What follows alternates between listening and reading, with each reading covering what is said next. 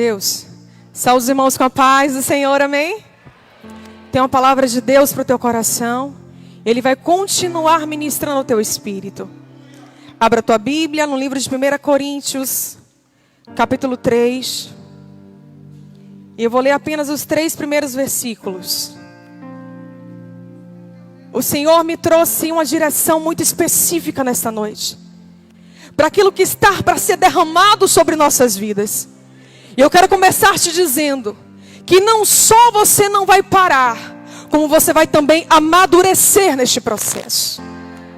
1 Coríntios, capítulo 3, os primeiros versículos, diz assim: Irmãos, não vos pude falar como a pessoas espirituais, mas como a pessoas carnais, como a crianças em Cristo. O que vos dei a beber foi leite, e não alimento sólido, pois não podias recebê-lo, nem ainda agora podeis, porque ainda sois carnais, visto que campeia entre vós todo tipo de inveja e discórdias. Por acaso não está sendo carnais, vivendo de acordo com os padrões exclusivamente mundanos, ou vivendo padrões dos homens? Essa foi uma pergunta de Paulo aos irmãos de Coríntios. Fecha os teus olhos. Pai amado e querido, a tua presença, Pai, é gloriosa neste lugar. É manifesta em nosso meio. Pai, aqueles que estavam aqui ontem à noite, Pai, na intercessão, foram tomados pela tua glória. E nesta noite, Pai, nós podemos sentir a extensão do teu trabalhar em nosso meio. Nós te pedimos, meu amado, ministre ao nosso espírito, porque este altar é teu. Toma o teu lugar e fale conosco e com aqueles que estão nas suas casas nesta noite. Aqueles que em algum momento vão ouvir esta palavra. Ministre ao nosso espírito, em nome de Jesus. Amém.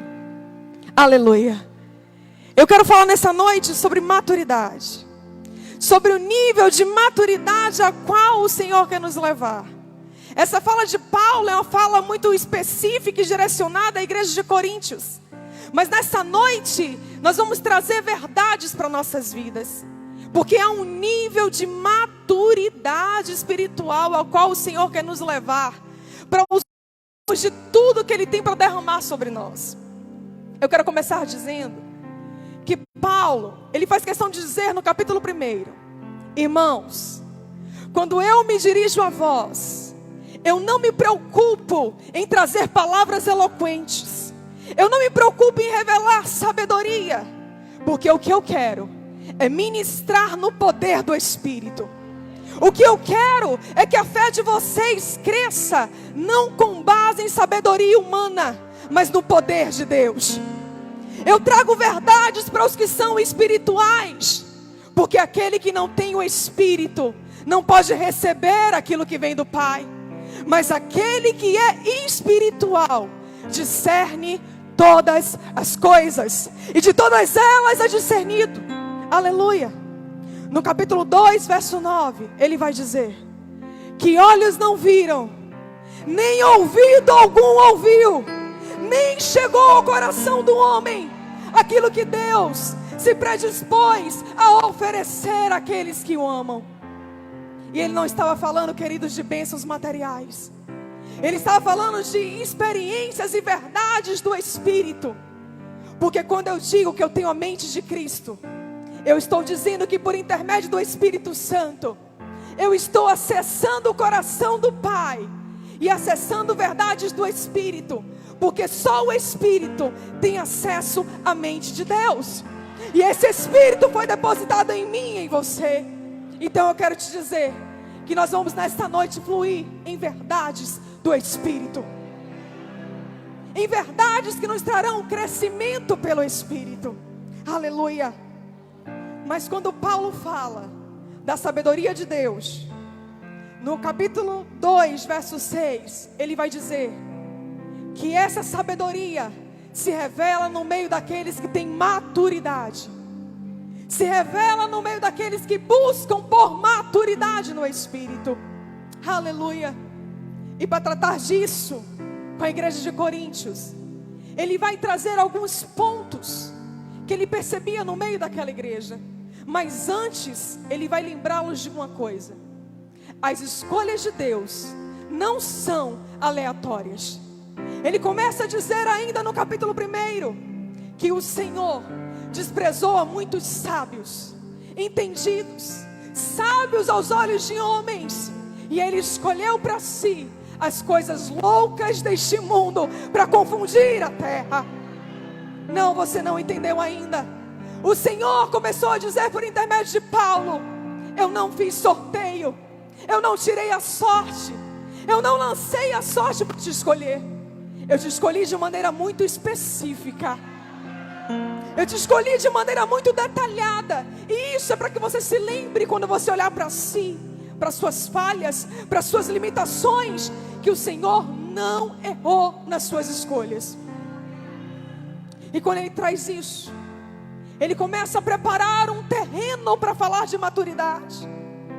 E Ele vai pontuar alguns pontos deficientes que Ele via no meio da igreja de Coríntios. E Ele vai dizer: é de meu conhecimento que no meio de vós há muitas dissensões, divisões. Uns dizem eu sou de Paulo, outros dizem eu sou de Apolo, outros dizem eu sou de Pedro.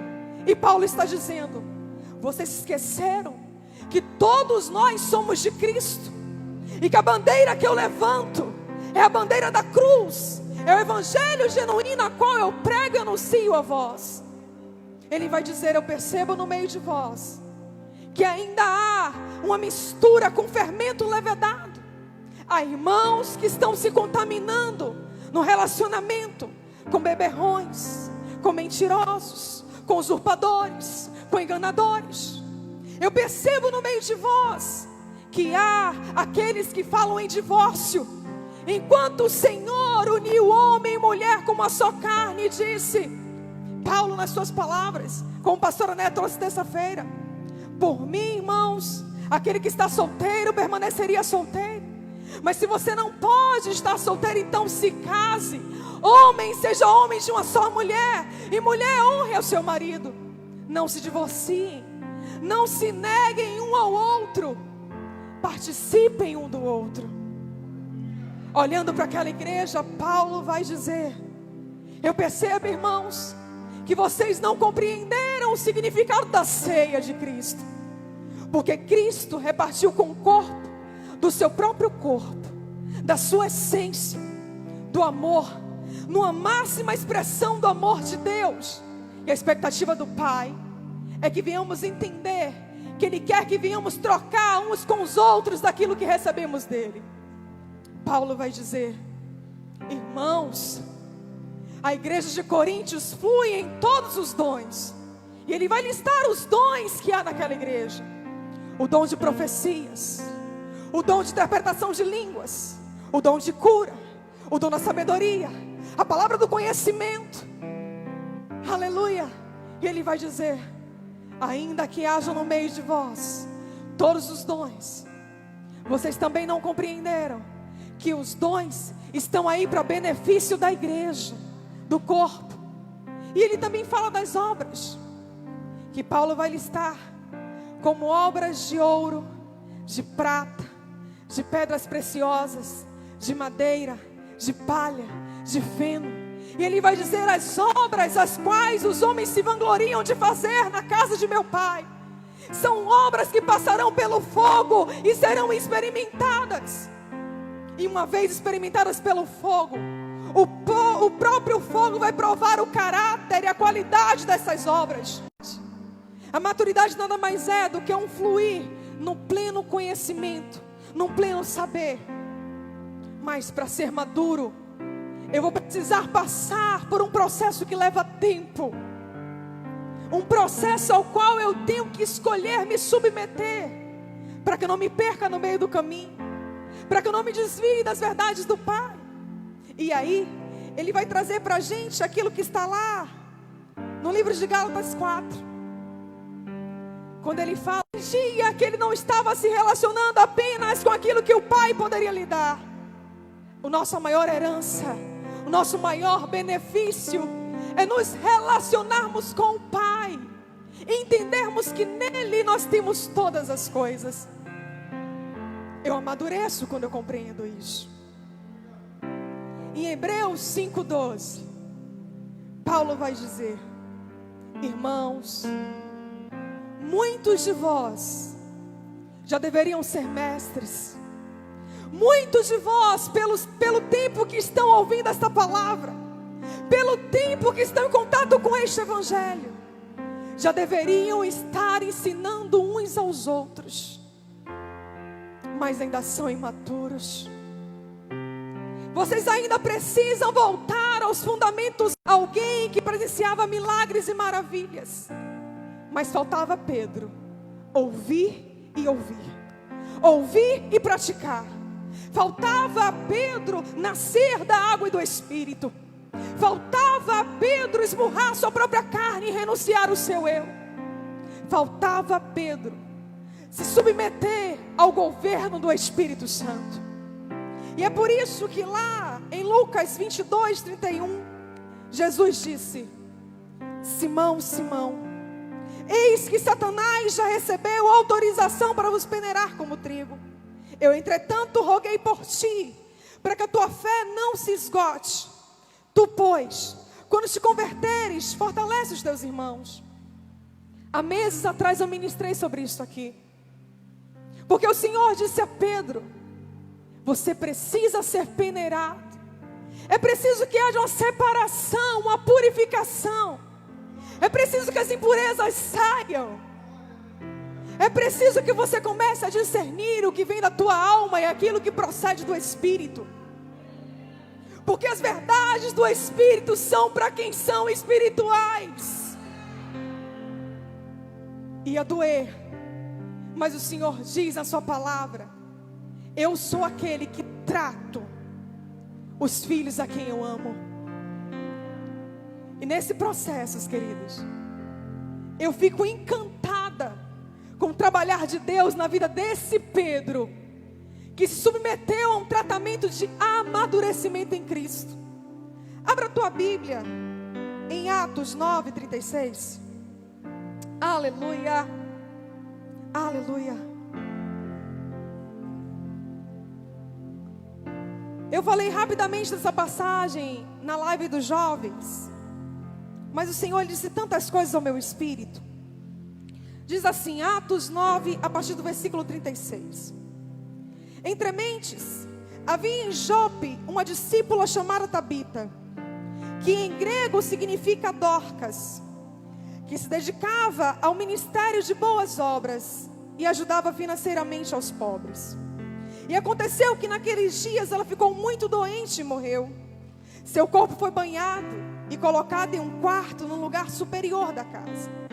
Como a cidade de Lida ficava próximo de Jope, quando os discípulos ficaram sabendo que Pedro estava ali, logo enviaram-lhe 2 homens com o seguinte pedido: não te demores em vir ter com nós. Quando eu penso em Tabita, queridos, eu vejo uma discípula que a palavra diz que se dedicava às boas obras. Eu estou falando de alguém que fluía no ministério do amor. Alguém que conseguia olhar para o outro e enxergar o outro. Tabita era alguém que, vendo a necessidade do irmão, ela se aplicava em suprir, em servir. Se era de uma roupa que o irmão precisava, ela servia. Se era de um cobertor que o irmão precisava, ela tecia. Ela servia pessoas. Era uma boa serva. E era conhecida pelas boas obras que ela praticava. Ora, eu não tenho que servir ao Senhor por obras, mas uma vez que eu estou em Cristo, as obras que eu realizo revelam quem eu sou e o nível de maturidade e conhecimento que eu cheguei. O Senhor me disse: amai ao próximo como a ti mesmo. E Tabita entendia de amor, entendia de servir em amor. Mas a palavra também diz, queridos, que o dia mau também chegou para esta boa serva. O dia mau também bateu na sua porta. E eu lembro de ter dito que em Eclesiastes 9, a palavra diz que tudo sucede de igual modo a todos. Há bons e maus, ímpios e justos. O dia mau também chegou na casa daquela boa serva. O Senhor não a poupou de passar por adversidades. Mas eu quero te dizer que a maneira como eu caminho em Cristo faz toda a diferença quando o dia mau chega. A maneira como eu caminho em Deus faz diferença em tempos de crise. Porque o posicionamento de quem está em Deus é diferente na crise. E observa aqui o que também diz a palavra do Senhor: que aqueles que semeiam com lágrimas, certamente, é fato, não tem como, certamente colherão os molhos com alegria, voltarão com alegria. As mesmas pessoas que Tabita passou toda uma vida servindo e ajudando, são as mesmas que vão se levantar e vão dizer: não, não, não, eu sei quem é Tabita, eu conheço o testemunho dela, eu sou testemunha de como essa mulher andou na presença do meu Pai. E esses vão se levantar como intercessores, esses vão se levantar em clamor pela vida desta mulher. Mas eu vejo aqui uma coisa: eles compreendiam que o ambiente do milagre tinha que ser preparado. Eles compreendiam que eu e você precisamos estar posicionados e preparados para o nível do milagre que nós estamos buscando no Senhor. Eu não vou em busca do meu milagre de qualquer maneira, não sem antes preparar um ambiente. Antes de procurar por Pedro, eles entendiam: vamos lavar o corpo e vamos colocá-lo num lugar elevado, porque a casa ao qual eu busco o milagre não pode ter cheiro de morte. Eu estou buscando o milagre da parte de Deus, mas a minha casa não pode ter odor de morte. Então eu vou lavar o corpo, eu vou purificar o corpo, porque um corpo limpo, ele pode ser elevado a um lugar alto. Quando o corpo está pronto, queridos, quando o corpo está purificado, o Senhor sempre vai colocar aqueles que vão elevar a um lugar mais alto, para que o milagre aconteça. E eu quero te dizer que você pode ser nessa noite aquele que está intercedendo por alguém que está morrendo na tua casa. Você pode ser hoje o intercessor dos seus. E o Senhor está te dizendo hoje: prepare o ambiente para o nível de milagre que você está buscando. Prepara o ambiente para o nível daquilo que você coloca diante de mim. E quando eles preparam o ambiente, eles vão buscar justamente a Pedro. Porque a essa altura, queridos, é possível ver a diferença na vida daqueles que se submetem aos processos de Deus.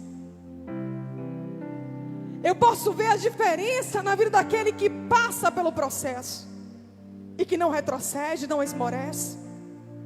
Pedro agora é alguém que está caminhando à semelhança do próprio Messias. Pedro é alguém que passou por uma escola de aprendizagem para começar a falar como o mestre fala, para começar a proceder como o mestre procede. É um nível tão grande de maturidade e experiências com Deus, queridos. Eu cheguei a dizer na live: uma coisa é eu me dirigir diretamente ao Pai e dizer: Senhor, entra na minha casa. Outra coisa é eu conseguir olhar para o meu irmão e dizer: manda chamar o irmão Walter, manda chamar a pastora Neia, manda chamar a pastora Gil, manda chamar a pastora Tânia. Por quê? Porque eu sei da vida que ela tem com Deus, eu sei a autoridade que ela tem no mundo espiritual, eu sei como ela caminha na presença do Senhor. E eu sei que é um nível de entrega tão grande, que eu posso colocar os doentes ali e somente a sombra passando é capaz de curar. Porque eu creio num nível de milagre, de experiências com Deus, e estou vendo pessoas que estão na brecha para se alinhar àquilo que eu estou buscando do Pai. Porque ninguém faz a obra sozinho. O milagre que eu busco no Senhor eu alcanço de mãos dadas com meu irmão. E eles vão dizer. E Pedro chega àquele ambiente. Ele chega naquele lugar, ele que aquele lugar não estará ali posto de qualquer maneira. Aquele ambiente foi cuidadosamente preparado. Houve sacrifício, houve esforço, houve diligência. E eu não sei a oração de Pedro, mas eu imagino alguém de joelhos diante de alguém que está morrendo e dizendo: Pai, ressuscita.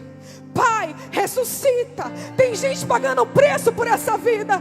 Deixa eu te falar uma coisa, queridos. Esse é o papel do Espírito Santo. O Espírito Santo, quando olha para mim e para você buscando, ele está dizendo: olha, restaura esse casamento, Senhor. Toca no coração desse homem, Senhor. Resgata este filho, Senhor. Porque tem alguém que está pagando preço para o milagre acontecer. Tem alguém pagando preço para essa casa ser transformada. E por que eu falo de maturidade, queridos? Porque se formos maduros, não seremos nós os únicos a sermos beneficiados. Toda a nossa casa é beneficiada. Aqueles que nos cercam são beneficiados. O que fazer em tempos de crise? Eu estava dizendo que você só vai dar aquilo que você tem. Se você tem fé, você propaga a fé. Se você tem medo, você também propaga o medo. Eu falava lá no livro de Números, também na última live da irmã Adriana, que ela me convidou, algo muito forte que o Senhor falou ao meu espírito. Quando o Senhor fala dos 12 espias que foram ver a terra, quando eles voltam daquele campo de milagre, quando eles voltam daquele ambiente ao qual o Senhor já tinha dado a eles por promessa, por herança, a grande maioria deles voltam difamando a terra, diz a palavra. Eles estão trazendo nas mãos a prova concreta de que a terra é boa.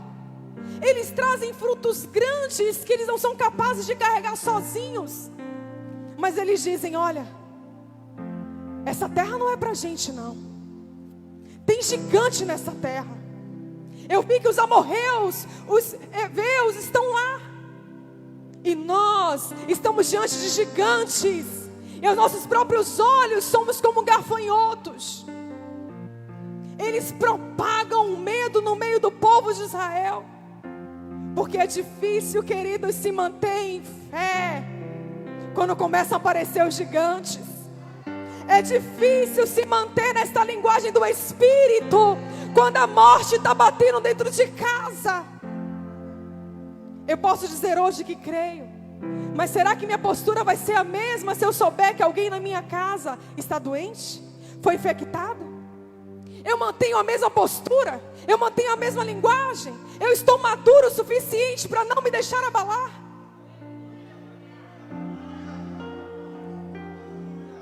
Não é fácil. De 12, 10 voltam com a linguagem do medo, uma linguagem de morte. Mas tem 2. Tem 2. Josué e Caleb. E vem dizendo: olha, se Deus é por nós, quem serão esses gigantes? Se Deus é por nós, o que será esta crise diante do povo de Deus? Se Deus é por nós, por que é que eu vou falar em desemprego? Se Deus é por nós, por que é que eu vou trazer relatórios do inferno para o meio da minha casa? Se Deus é por nós, por que é que eu só vou falar de números de pessoas infectadas? Se Deus é por nós, por que é que eu vou recuar no campo de batalha? Eu vou deixar de ir para a igreja por medo? Eu vou deixar de buscar e vou ser paralisada pelo medo? E eu vou te dizer uma coisa: esses que diziam isso, nem mesmo tentaram lutar. Se deram por vencidos antes mesmo da batalha. Disseram: nós somos como gafanhotos, eu entrego os pontos antes mesmo de lutar. Mas tinha 2 dizendo: não importa o que aconteça, passa o tempo que passar, a terra é boa, mana, leite e mel, o gigante está debaixo dos meus pés, e eu vou tomar posse dessa herança. E você conhece a história. O tempo passou, mas Caleb se apresenta a Josué dizendo: O tempo passou, mas eu permaneço no mesmo vigor de 40 anos atrás. O tempo passou, mas eu continuo crendo, não importam as circunstâncias. E esse Deus, queridos, não fica devendo nada a ninguém. Tabita, que eu falei, passou uma vida servindo em amor. Quando chegou o dia mau na casa dela, Deus sabia que ela precisava de ajuda e de reforços. O Senhor levantou intercessores. Esses mandaram chamar a Pedro. E aquela que estava à morte numa cama, e que morreu de fato, eles foram buscar a Pedro, porque a gente conhece a cultura dos judeus. Eles acreditavam que até o terceiro dia, aquele que estava morto poderia ressuscitar. E ressuscitou de fato, queridos. Porque tudo é possível àquele que crê. Acaso falaria a Deus e não cumpriria as suas promessas? E isso me ensina muitas coisas. Deus não é um Deus injusto. Se as obras que realizamos passam pelo fogo, é porque Deus sonda a motivação do nosso coração. Ele sabe quem está servindo em amor. Ele sabe quem está sendo diligente. E te digo mais: se Tabita ali morresse de fato, para ela era lucro. Ela estaria em Cristo, estaria na glória. Mas o Senhor precisava ensinar a mim e a você o que é se mover no sobrenatural. Não perdemos ao tomar conhecimento de que alguns de nossos amados irmãos o Senhor colheu.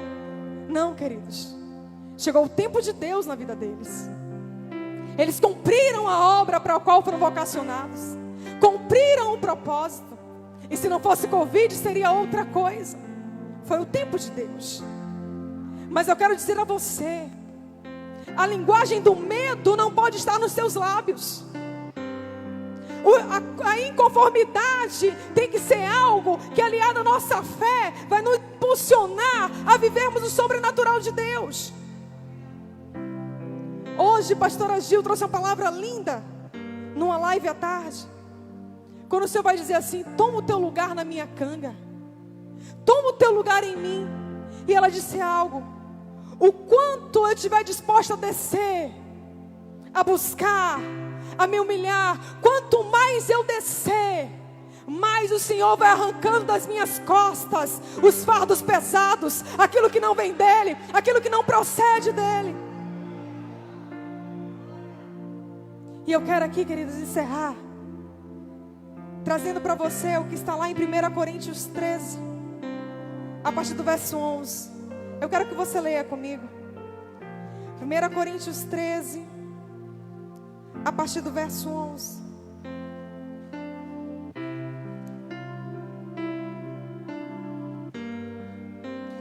E 12 diz assim: quando eu era criança, pensava como um menino, sentia e falava como um menino. Quando cheguei à idade adulta, deixei para trás as atitudes próprias das crianças. Agora, portanto, enxergamos apenas um reflexo obscuro, como em um material polido.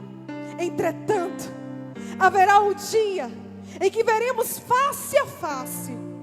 Hoje conhecemos em parte, então conhecerei perfeitamente, da mesma maneira como plenamente sou conhecido. Paulo disse: eu estou caminhando, eu estou buscando essa maturidade, eu estou buscando essas revelações pelo Espírito, porque hoje aquilo que para mim, acerca da essência de meu Pai, de Cristo, é algo ainda para mim sombra, ainda é um vislumbre um pouco distante. Se eu perseverar nessa busca, se eu perseverar nesse conhecimento, haverá o dia em que eu o verei face a face, assim como eu vejo cada um dos meus irmãos. Sabe por que Deus me deu essa palavra, queridos? Nós vamos iniciar no domingo uma campanha profética, em continuidade àquela que fizemos no começo do ano. Palavras proféticas são liberadas todos os dias sobre nossas vidas. Palavras proféticas serão liberadas nesta campanha sobre nossas vidas. Mas se eu não buscar de Deus uma maturidade, para segurar tudo que do alto foi liberado sobre a minha vida, então eu serei como um menino que precisa de tutor e que não pode ainda usufruir da herança. Coisas grandes estão chegando para nossas vidas neste tempo. Isso é sim uma profecia, levante a mão. Coisas grandes estão chegando para a tua vida. Você não tem noção do que Deus tem preparado para nós nesse tempo. É exatamente neste tempo que o ambiente está propício para a glória de Deus se manifestar. Mas Ele está dizendo: amadureça dentro das verdades que eu já ministrei ao teu espírito. Flua nessas verdades, se mova nessas verdades, porque o que há de vir virá, e você não vai perder aquilo que eu vou colocar nas tuas mãos. Portas vão se abrir. Haverão ministrações de cura no meio do povo de Deus. Passaremos de um campo ao outro. Há uma ministração pelo Espírito que vai nos levar a um novo nível espiritual. Mas Ele está dizendo: ouça e ouça as minhas palavras. Ouça e pratique as minhas palavras. Porque você não tem que dar ouvidos àqueles que não compartilham da mesma essência que está em você. Josué e Caleb compreendiam isso. Eu preciso nesse tempo me fixar dentro daquilo que o Senhor me disse. Porque se você não parar para pensar, eu acho que você vai concordar comigo. Quando Adão e Eva estavam naquele jardim, eles tinham certezas dentro deles até então. Eles estavam num ambiente de comunhão e de adoração.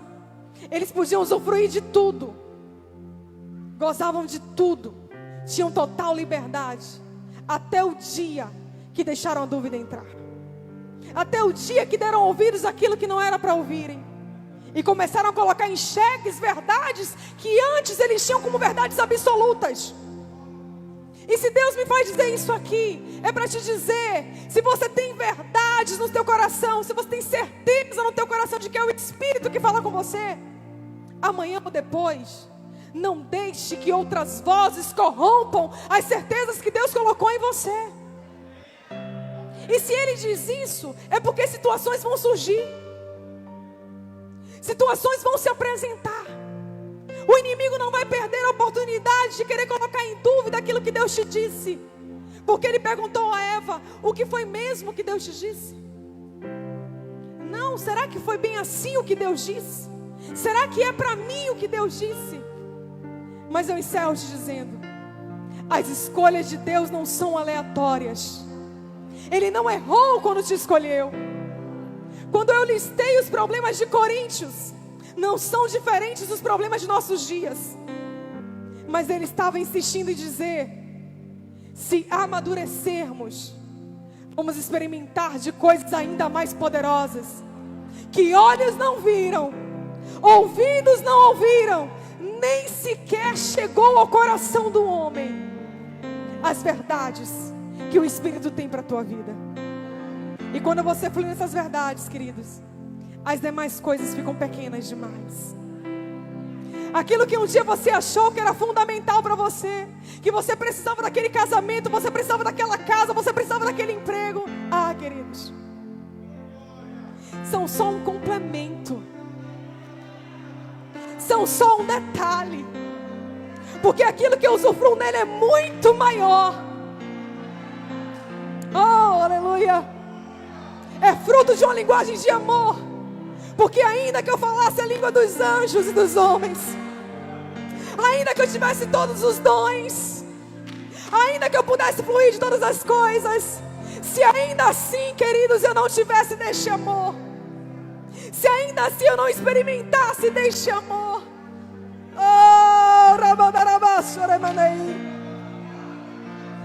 eu seria apenas como um sino que toca. Sabe o que é isso? Seria apenas barulho.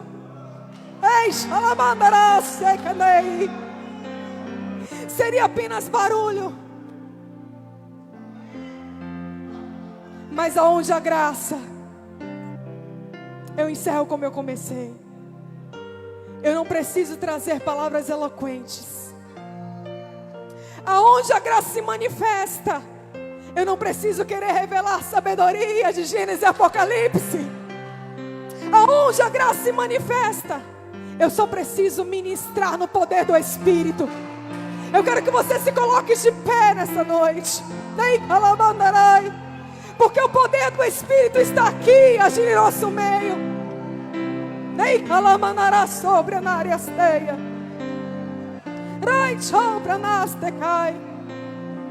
E eu quero te convidar a fluir neste poder do Espírito. Queridos, o Senhor mostrou ali Elias na caverna. Elias, tem momentos que ele vai vir no fogo, sim. Tem momentos que vem no terremoto, sim. Tem momentos que ele sacode a terra. Mas tem dias, queridos, que ele quer vir numa brisa suave. Ele quer ministrar numa linguagem suave, que é para você ouvir e compreender. Porque se tiver muito movimento, você pode até ser roubado. Se tiver muito movimento, você pode se distrair com o movimento. Mas se ele vier numa brisa, labaçou como andarácia, se você estiver disposto a ouvir, se os ouvidos espirituais estiverem abertos, então ele vai te tirar de cavernas hoje. Então você vai ouvir uma voz de comando que diz: come pão, bebe água, porque muito grande é a sua caminhada. E você vai receber do mesmo poder que vai ressuscitar a mortos. Eu quero te convidar a orar comigo agora. Oh Espírito Santo, Espírito da verdade, sentimos, Pai, o teu poder e a tua ação gloriosa em nosso meio. Nós te rendemos graças, Pai, pela tua palavra. E te pedimos, Pai, que o teu Espírito nos eleve nesta noite. Que o teu Espírito, Pai, nos coloque em um lugar elevado, aonde não venhamos, meu Pai, sofrer influências externas. Aonde, Pai, nada nos roube das tuas verdades. Meu amado, o que fazemos nesta noite é preparar um ambiente para o que está por vir. O que fazemos nesta noite, Pai, ainda que alguns não entendam, é preparar um ambiente profético para a tua glória se manifestar. Oh Pai, se aproxima de nós dias de glória. Se aproximam de nós, Pai, dias, Senhor, em que teremos experiências tão profundas contigo. E eu sei, Pai, que alguns já estão experimentando dessas grandezas no Senhor. Alguns já estão usufruindo, Pai, dessas experiências. Mas nós não queremos experimentar sozinhos. Queremos hoje trazer a todos a este ambiente, a essa atmosfera. Queremos trazer a todos a este lugar alto em tua presença. E numa linguagem, Pai, de intercessão, numa linguagem, Pai, de oração, declaramos liberdade aos cativos. Declaramos, Pai, uma unção de cura, uma unção que levanta aqueles que estão caídos, uma unção que traz o vigor ao cansado, uma unção, Pai, que traz esperança a corações. Oh Espírito Santo, não seremos roubados nas tuas verdades. Oh Espírito Santo, haverão grandes testemunhos aqui neste lugar, grandes testemunhos de milagres, Pai. Haverá, Senhor, um fluir tão tremendo, que pessoas serão chamadas de onde estiverem. Pessoas serão chamadas para orar e para interceder, porque estarão trazendo uma linguagem do Espírito. Pessoas, Pai, estarão, Senhor, fluindo a tua semelhança. Pessoas estarão fluindo neste poder, Senhor. E nós queremos dizer a Ti, Pai. Paulo disse aos irmãos de Coríntios que ele ainda não podia trazer certas verdades para os irmãos.